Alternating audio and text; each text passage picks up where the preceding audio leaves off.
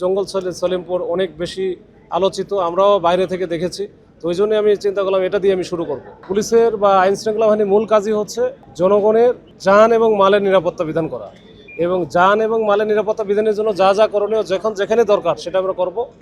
এখানে যেহেতু আলোচিত এটা একটা অঞ্চল, এখানে কিন্তু আসলে রাষ্ট্রের ভিতরে রাষ্ট্র ছিল আমরা শুনেছি।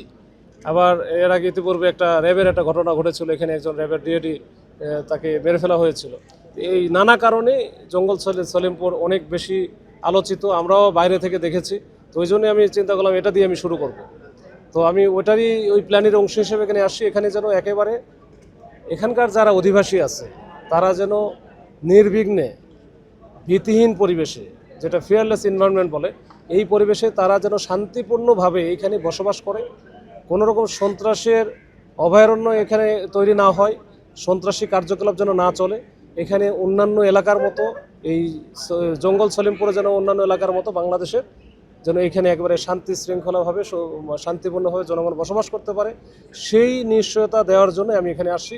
এবং এটার জন্য যা যা করণীয়, এখানে যে যে প্রতিবন্ধকতা আসবে, ইনশাল্লাহ আমরা আইন শৃঙ্খলা বাহিনীর সদস্য হিসেবে সেটা আমরা চেষ্টা করব প্রতিরোধ করার জন্য, একেবারে সর্বাত্মক প্রতিরোধ হবে। তো আমরা নতুন ওসিও দিব, আমরা এটা নিয়ে কাজ করবো। আমি এই যে পুলিশ উইকে হয়তো বা যাবো, পুলিশ উইক থেকে আসার পরে আমার প্রথম সফরটা হবে ওইখানে, আমি প্রথম ভিজিটে যাবো ওইখানে।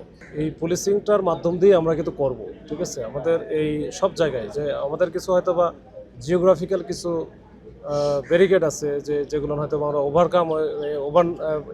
রাতারাতি করতে পারবো না।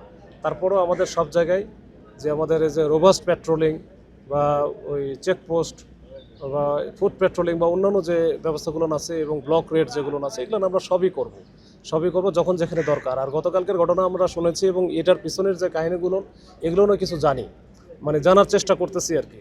তো এই ঘটনাগুলো কেন ঘটতেছে, কারা করাইতেছে, আমরা আসলে একটু সময় লাগবে।